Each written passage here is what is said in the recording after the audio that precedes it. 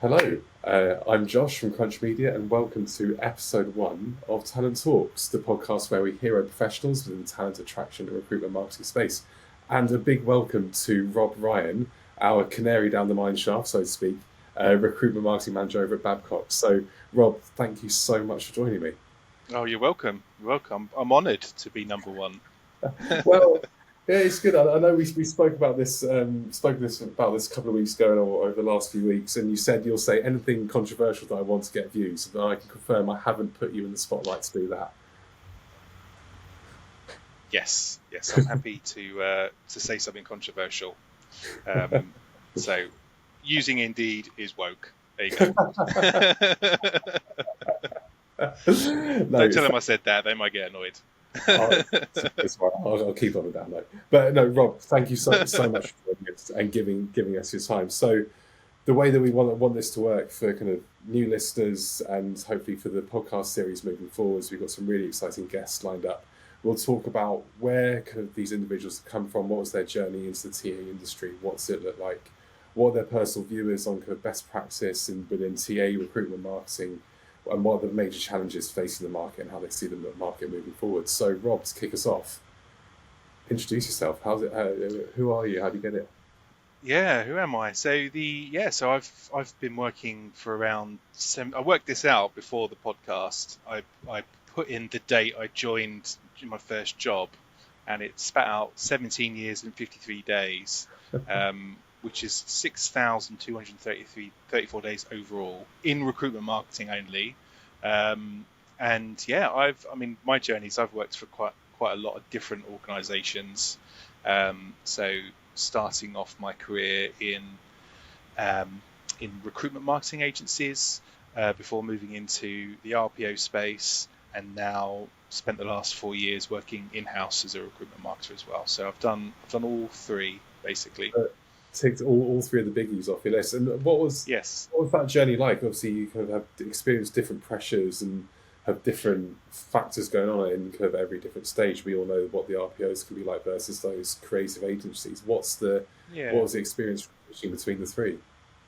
Yeah, so kind of started off by accident really. So first job was actually in media and publishing sales, which I didn't enjoy. It was not a fun job, and I was kind of at a point where I was looking to do something different. And my sister happened to work for TMP Worldwide, and she said there are buying jobs going. You've done sales, maybe you could do buying, and took the leap. And I'd say as a first job in recruitment, absolutely amazing. Loved it. One of my favourite jobs of all time, in fact. Kind of worked with really great people, worked with big brands, quite challenging job, quite fast paced.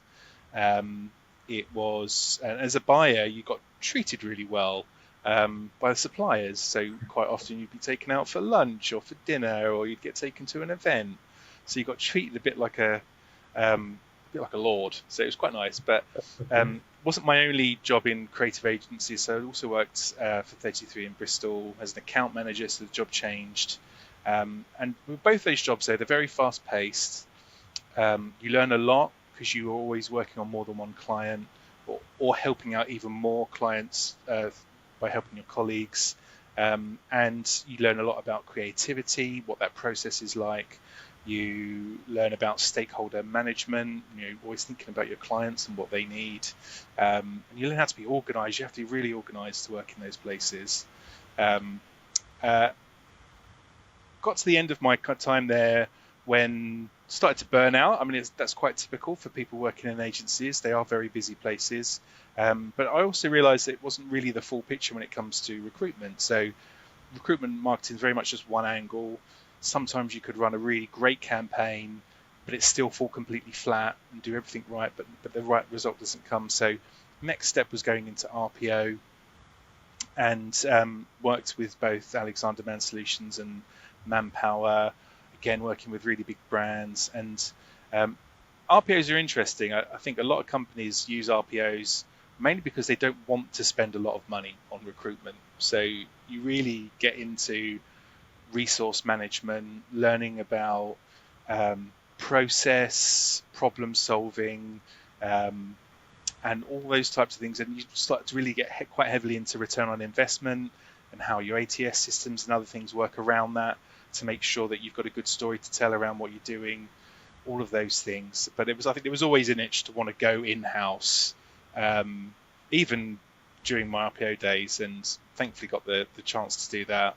And I've worked at Serco, EasyJet, and now Babcock. And again, another set of skills, very much more around, I guess, strategy, persuasion, stakeholder management in a different way. Like you've got to work cross-functionally in most cases, but especially in big companies, you can't just go off and decide what to do. Like you have to speak to PR, you have to speak to marketing, you have to speak to comms, you have to speak to the kind of the end client internally. So different again, but very interesting. So yeah, that's the kind of full sweep. Do you have a personal highlight from working through those? Was there one area that you particularly enjoyed the most? I did enjoy the buying. I mean, it's probably not for, like, it was very much kind of work hard, play hard type thing. So probably not great now. You've got kids and all that kind of stuff. So, and it wasn't necessarily that well paid, despite all the lunches and drinks and things like that. So that was probably the most fun. I mean, there's been stuff to recommend about all of them. I mean, I met some fantastic people working in RPOs, like really great people I've stayed in touch with and still work with to this day. And in-house, again, you get to see some really interesting stuff working in recruitment marketing. You get to go to places you wouldn't ordinarily see. So, I mean, I've been in a plane cockpit, I've been in a terminal, I've been in a factory, I've been on a nuclear submarine, I've been in a place that makes CAT scanners, like I've been in contact centers, all these different types of places that you'd never see, and you do see some amazing stuff. So it's quite a privilege to do it. So yeah, it's been a lot of fun on the way, a lot of hard work, but lots of fun as well. I think that's always been my favourite part of the industry, is kind of the relationships you build within it, and kind of because a lot of people stay within the industry, but like yourself have jumped between kind of different caveats, whether it's the RPO, whether it's the creative agency, whether it's kind of going in-house. Those contacts that you have, you see them at the awards dues, you work with them as suppliers, you see them at the large events throughout the year. It's always a very rewarding relationship and a very rewarding way of working, even when, especially they said agencies can be challenging, can be demanding out of you. The relationships that you build generally do seem to last for a very long time, and the people that you see always have a smile on their face when you walk through the door. Yeah, it's very much a people business, and you work in teams, and you get to know people, and sometimes even those higher pressure situations are some of the more enjoyable ones, because you're all being tested, and you'll have to kind of really find a way to work together to get stuff done. So you build bonds quicker. So yeah, it's been, as I said, it's been an enjoyable journey. Okay, well, on the flip side, would you be able to? What was the biggest challenge kind of as you were going through that journey? Kind of as you were kind of traveling between all those different ones. You just said that you'd have to dig in as that group. Are they kind of to I imagine to deliver kind of high projects for key stakeholders? What would that look like? Yeah, I mean, some of the more, overall the most challenging thing is that you're working in both recruitment and you're working in marketing. So whenever there's tough times in an industry, you quite often find yourself out the door quite quickly, because you're spending money and doing stuff that they probably want to stop at that time. So I've had quite a portfolio career, because I found myself in places where you probably can't stick around. So for example, when the banking crash, I was at a place where most of its clients were big banks, and they just stopped dead, so you had to move on. So there can be a level of uncertainty with regards to that, and sometimes you do work in places where you don't have enough resource, and the pressure gets put very much on the person or the team to outperform what could reasonably be expected. So I've had a couple of situations that have been extremely stressful. I have left jobs before because the level has been too much. But I think I've got a lot better at picking places and knowing how to avoid those kind of situations. But it's not always possible. So yeah, you can find yourself at the end of a shoe, and it's not necessarily your fault, but that's sometimes the nature of recruitment, and yeah, that's how it can be. Isn't it? You can see it in the industry at the moment. The amount of open to work signs that we can see on Yeah. LinkedIn, ex-colleagues. It seems to be quite prevalent at the moment. Do you think, as having a conversation with someone else, it feels like a lot of companies almost shrinking back to then reorganize themselves again, having maybe structured themselves in a way going through COVID, where they had to be resourced in a certain manner, so structured in a certain manner, and then potentially the workforce is changing moving forwards. So they're now kind of resetting themselves again for the next 3 to 4 years. Yeah, I think there's an element of that, but I think comes down to just some industries work in waves, and sometimes you're on the wrong end of it. I mean, I've been quite lucky recently.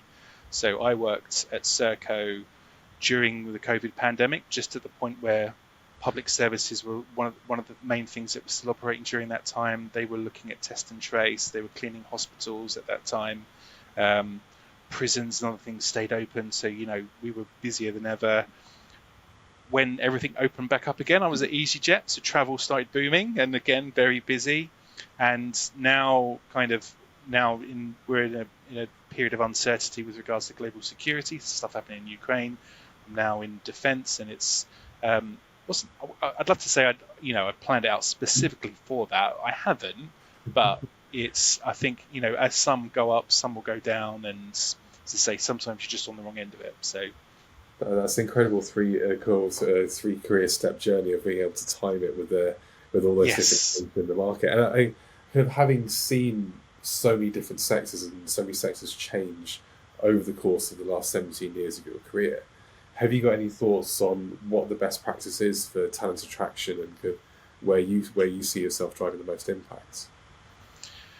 Yeah, so I think all companies are different, all sectors can be different, but I think when it comes to recruitment and recruitment marketing, I think a lot of it is the same. It's ultimately recruitment marketing is marketing, and you're doing the stuff that you would do in marketing. So understanding your audience, knowing who they are, what they want, understanding your product, what your key selling points are, managing your brand and branding so that it's effective, reaching your audience through the right channels and doing it in a way that's effective, hopefully with some creativity. Hopefully you're able to add value to your audience as you do it, and then processing them in an efficient manner. And then if there are problems within recruitment, it's looking at all those things, looking at what the problems are. I think where it can become complicated is that recruitment it's not one product, it's a number of products. What drives someone who works in IT to want to work somewhere could be completely different to, say, someone who works in a call center, or is an engineer, or works in project management. So you have lots of different products to look at, and how do you manage that? Quite often you're working with processes that are not designed to be candidate friendly. You're asking for a lot of data up front. Every place you've ever worked, your whole education history. What's your granddad's middle name? What's your favorite color? All those types of things, which aren't candidate friendly, which get in the way of helping to recruit.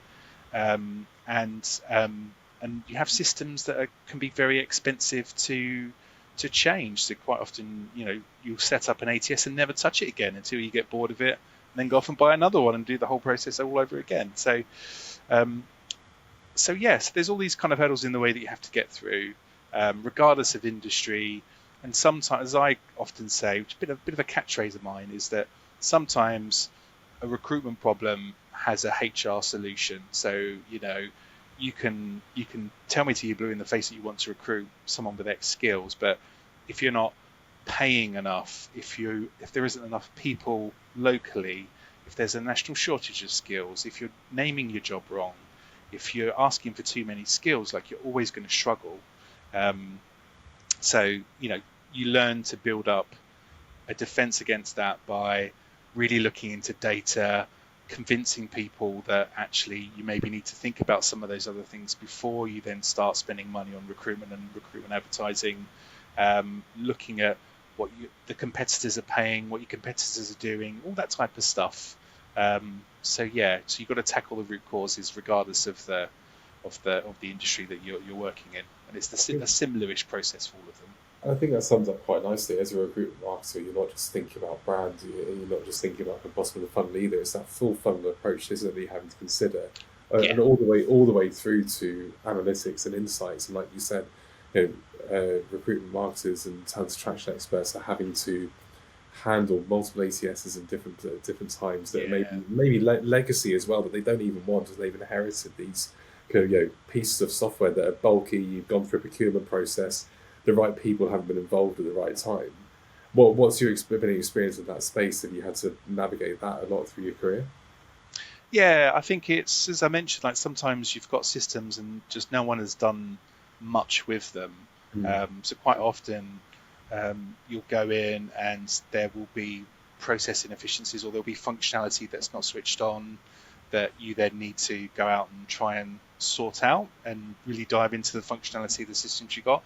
I think by and large, like most modern systems are kind of fairly on par with terms of functionality, but they're not implemented consistently across all companies. So I've got a particular specialism in success factors, so I kind of know that system inside out. But even then, like the way that we have it configured at Babcock is completely different to how I've seen it configured elsewhere. But regardless, like you've got to make sure you get yourself set up so that you can properly track what's going on, and if you can't do it through an ATS, look at other ways of doing it, whether it's through looking at your media stats and making an assumption, or kind of looking at post-hire and doing things like focus groups, surveys, and asking the question of those people, not just what did you use to find your job here, but tell me everything you used to find a job, and then using that to inform all your activity moving forward. Do you think it's possible to create that end-to-end picture? I know that seems to be a utopia that a lot of TA recruitment marketers work in, is they want to see that end-to-end picture. Is it possible, or is it just so complicated along that pathway that you're asking too much? It is possible. I think if you've got a ATS that has good media tracking capabilities, the career site and the ATS are on the same platform, and more importantly, you keep your process as kind of short as possible so that you're not putting people off. The big thing. So I worked in one employer who had that. Everything was on one platform. All the tools were set up to use. We still really struggled to track end to end because the process was long. So what would happen is you would find that people would start on their mobile, which is generally how people look for jobs. They would switch to a laptop, and then at that point you lose the source. Everything comes through as kind of the corporate careers site or direct, and you've lost where that person has come from. So you kind of you do have to think about process. Think about it as it almost like you're a marketer working in e-commerce. You can't just think about the advertising you're doing to get people to the front door. You have to think about that process and that they can get through it in a nice, efficient way as well. Otherwise, ultimately, they're not buying a product, or they're not actually applying for a role. So you have to think about the whole chain to get it done. I think it's a really interesting conversation here, but I guess if you were to look at the public services space, especially, there's probably red tape there that they just can't navigate. So do you think that's potentially putting candidates off if they've got such a long candidate experience where you're coming through to the career site and you're having to put in all of that information? Surely that's going to be turning people away from the roles because we live in such an instant digitized world. Yeah, 100%. I think it will be putting people off. I think it's not the death knell in terms of stats. Like there's a lot you can do once they're in the building. Talk to them, see what they do, see how they look for a job, find out what they thought about you as an employer, find out what they thought about your process, all that good stuff you can still do. But interestingly, some of the biggest challenges I've seen in recruitment weren't necessarily solved by spending more. It was by almost removing the process. Okay. So in some cases, we switched to, look, just send your CV over and we'll process it.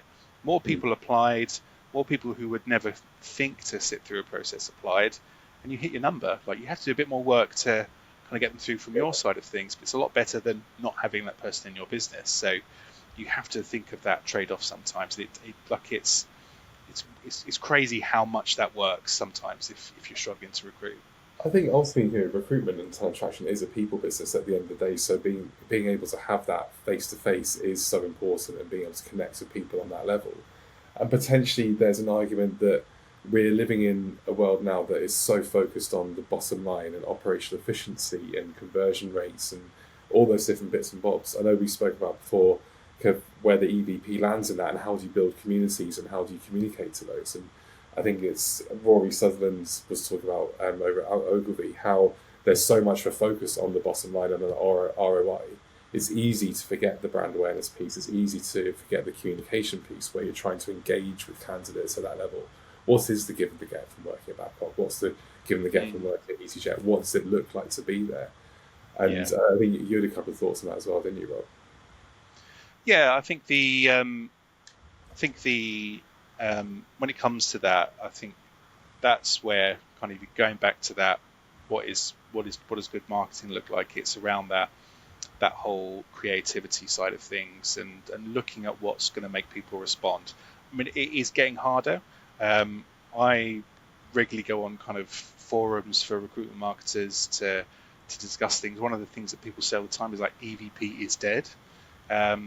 But I think there are broader reasons why people might think that, and this is how I reason it out. So I think back in the day, like, and not to sound like Grandpa Simpson here, but like back in the day, there was a lot more media plurality. Like there were loads of generic job boards, loads of specialist job boards, loads of specialist media, and then outside of that, you had everything else that you could do to reach people: search, outdoor print, all that kind of stuff. So it was easy to create an advantage through buying, and it was harder to get to your candidates basically. But then things changed, and we live in a world which is kind of dominated by big platforms and social media. And the way I think about that is, have you seen the James Bond film Live and Let Die? A very long time ago. Timothy Dawson, Live and Let Die? No, it was Roger Moore. So I'll tell, and the plot is important. So basically, Kananga, like Mr. Big, he wants to take over the world drug trade, and the way he plans to do that is he's going to give away a load of drugs for free. So James Bond is there trying to stop that, because he says, like, if I drive everyone out of business, I will still be standing, and then I will dominate everything. And that's broadly what's happened with media. So if you look at kind of LinkedIn, Facebook, Indeed, it was possible for companies to kind of operate on there largely for free, very effective. You can get your candidates. Didn't necessarily need to spend money on job boards or do a lot to recruit. So basically, they've got to, Dr. Kananga did it. Roger Moore hasn't killed them. They've just been allowed to do that. So now you're in a place where everyone's on the same platform, everyone's using social media, but a lot of it is a lot more of the interactions are kind of people driven. And if you spend time on social media, you're going to find people who are really funny, really charismatic, really interesting, pumping out content constantly, which kind of ebbs and flows with kind of memes and the latest topics. You're always going to see really interesting stuff. So on those platforms that you are using, because everything else has died off, if you're rocking up with your really plain and boring corporate comms message, or just your basic EVP, which is, oh, we are an innovative company, and we are very diverse here, and stuff that very kind of on the nose and not very interesting. Of course, you're not going to cut through to candidates, and of course, you might think that your EVP is dead. I think the problem is that the algorithm is stopping people from reaching your own followers. So there was a stat I saw recently, which was only 2% of a company's followers will see a post when it's posted, because they want you to spend money, or they want you to post something which is so interesting that people share the hell out of it, and then it will reach the right people. Yeah.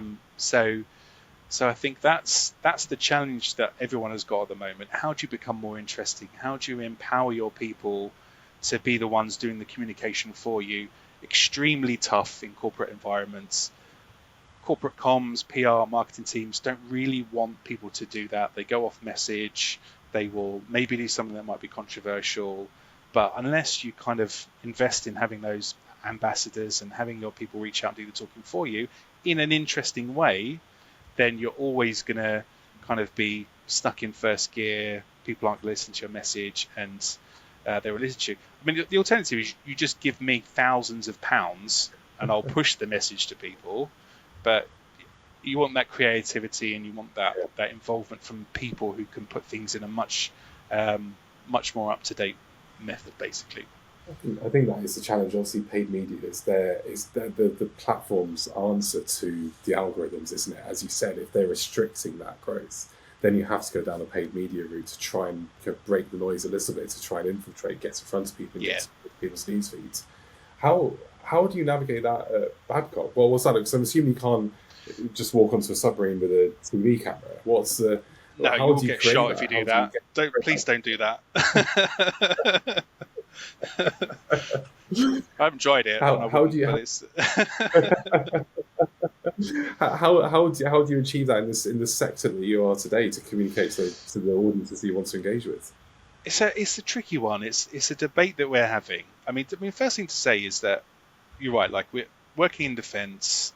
It's firstly, we don't really own the assets that we work on, like they're MOD assets. So there's a problem there from filming stuff anyway. There's a massive security implications from everything you say and do when it comes to defence.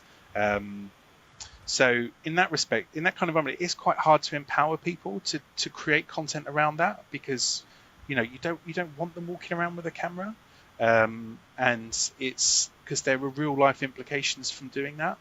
So we are thinking about how we do that. Can we do it in a controlled environment but still make it interesting? I mean, the other thing we're thinking about is not necessarily thinking too much about digital and social. There is a whole world out there in terms of interaction and how you can reach people.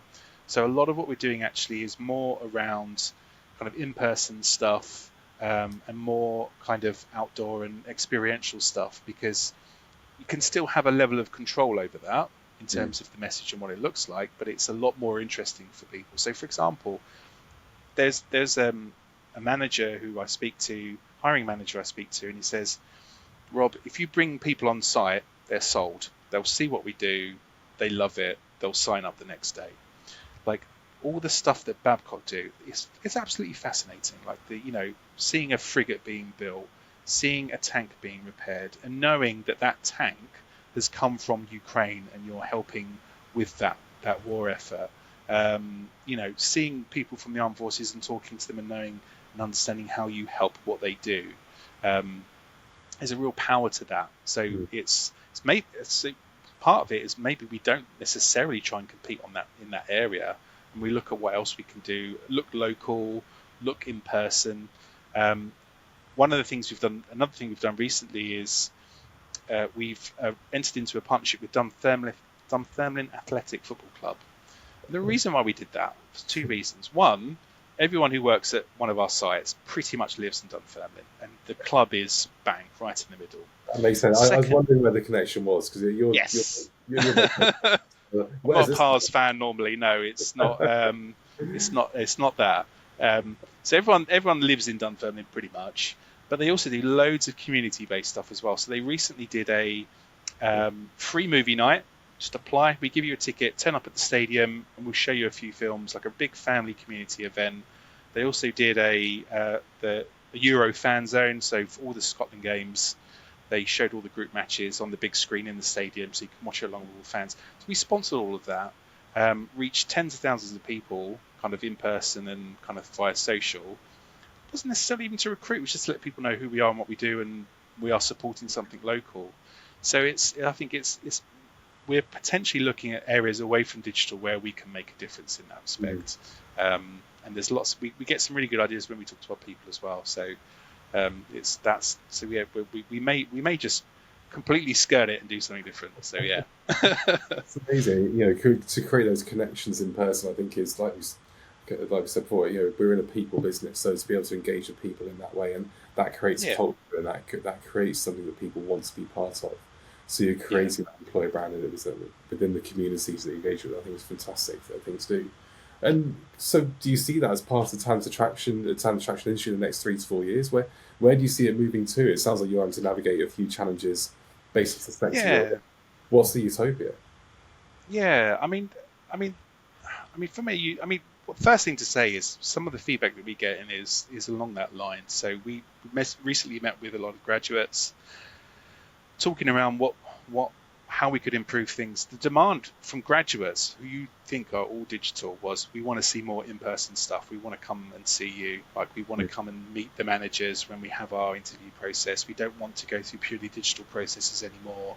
We want to get out there and see stuff.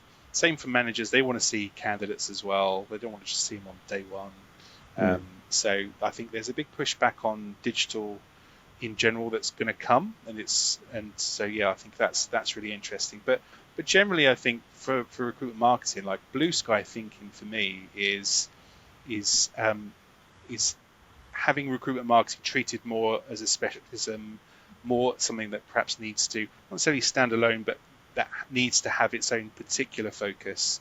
Worked with quite a lot of larger companies where if you try to do something different, or you try to reach out to people in a certain way, it can get cut off at the knees because it doesn't look like our corporate branding and all this kind of stuff, this kind of drag that you get from that. So more of a focus on that, because ultimately it's about bringing the right people in. And certainly in some areas, there is a skills crisis in the UK and around the world. People aren't necessarily choosing to be engineers, work in IT, work in skilled trades. So you need to be competitive when you do that, and that doesn't look like a really basic brand advert that just says we have jobs.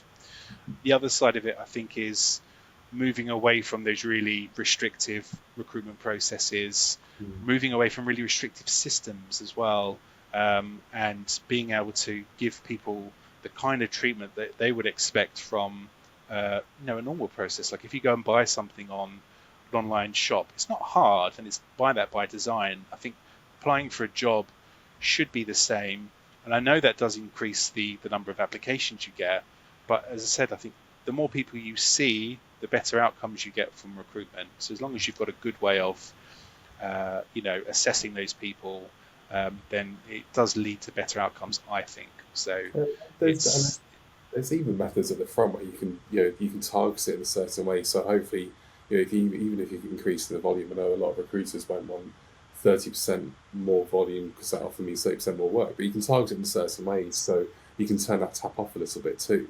So it's not just it's not just, okay, well, we can get more through the door, but you can manage it in a certain way so it's beneficial. You can turn the tap off. You can. I mean, I don't like using the term AI, mainly because I think it's a load of rubbish. There isn't a sentient computer that works in HR that's come to work for you. So there's software, but you can get software that helps you to filter people. So if you do get large numbers, it can look at things, put things in the right order for you, so you know where to start looking. As you say, like, just being on top of when you open and close things, so you don't have too many applications. Sounds really basic, but it really does help to control it. So it's those things, I think, that can help move recruitment and attraction into a better space, I think. It sounds like it's the discipline of recruitment marketing. Marketers aren't just responsible for one factor. It's not just attraction that you're responsible for. You are looking at that full funnel approach, and I think it sounds like you're kind of having an impact at all those different stages along the funnel. Yeah, I think to be a good recruitment marketer, you need to be good at marketing and you need to be good at recruitment. So you need to know, what the issues are, how things work, how to look at the problems that there are, being able to suggest solutions. It's not just around, can I make a pretty picture and can I put it in a nice place? Okay. You have to think of both sides of it, which is why I really enjoy it. Like, it's just the problem solving aspect of it, for me, has always been just massively interesting, and what keeps me coming back and not abandoning it for other things, because there's always something fascinating going on. So yeah, it's how you unpick the problems that can make you effective in what you do. That's fascinating, and that's the beauty of the career that you've had, is that you must have kind of gone through so many different sectors and so many different industries. The amount of problems that you must have experienced throughout that journey is, you know, you from one thing to the next, from going into go through the aviation and travel with EasyJet through to the defence, and with what you saw at the RPOs and some of the businesses that you worked with there. You'd have had so many different touch points. The experience that you've had on that journey must have been incredible. Yeah, absolutely. It's been yeah, just as I said, I think at heart a lot of it kind of stays the same. Mm. But as I say, like it's a great way to switch things up, and why I wouldn't recommend against working for an RPO or creative agency. I don't think it's all about the in-house, like, because you will touch so many more different sectors, employers, see different challenges. It's really good kind of proving ground, and kind of helps you get your head around things a lot quicker than if you're just in-house, because you see different types of challenges. But yeah, I've helped to recruit for most things. I've never recruited for policemen or firemen, but I've done most other things. So it's yeah. What's the most bizarre thing you've ever had to recruit for? Have you got one that you could think of? Oh, there's one that springs to mind. So there was when I was working agency side, there was one job which was a scientist, and what they did was they created chemical markers that sit in your body and helps you get scanned, basically. Right. I can't remember what the job title was, but I got this job description, didn't understand a single word of it, couldn't speak to the client. I was like, oh God, what do I do here? So I literally had to pick out words, Google it, work out what that meant, and eventually I pieced it all together. I was like, oh, okay, I think I understand this now. And then I went off and wrote the advert. But that one was quite strange. And one other one I'll give you, which is a more recent one. This one kills me. So we advertised recently for a chemical blast operative. Mm-hmm. Do you know what a chemical blast operative is? I've got a hand on heart, I don't. But if you just ask me now, all I can think of is Homer Simpson in Springfield. When he gets trapped in the reactor. So I'd say a chemical blast operative is a cleaner. So someone said, oh, they take chemicals and they put it on stuff and then they clean it off. So it's like a chemical blast operative. It's like, and they tried to pass that through the system as that's the job title. So they were like, are you insane? Like, who was looking for that? So yeah, that one does make me laugh. So yeah, it sounds like you can negotiate a much better salary as a chemical blast operator than you could as a cleaner. I think so. Yeah, it's a danger element, isn't there? Like, I'm blasting chemicals over here, mate. That's all. Well, Rob, on that note, I think it's a great way to end. Thank you so much for your time. Thanks for giving up 40 minutes or so on a long week. So, and thank you for being our first guest on Talent Talks. I hope you enjoyed it. I did, yes. And I'm honoured. So yeah, thank you very much for having me. Not a problem. Well, to anyone's listening, thank you very much. We'll be available on YouTube and Spotify and SoundCloud. Rob, thanks for joining me, and there we are. Thank you for listening to Talent Talks.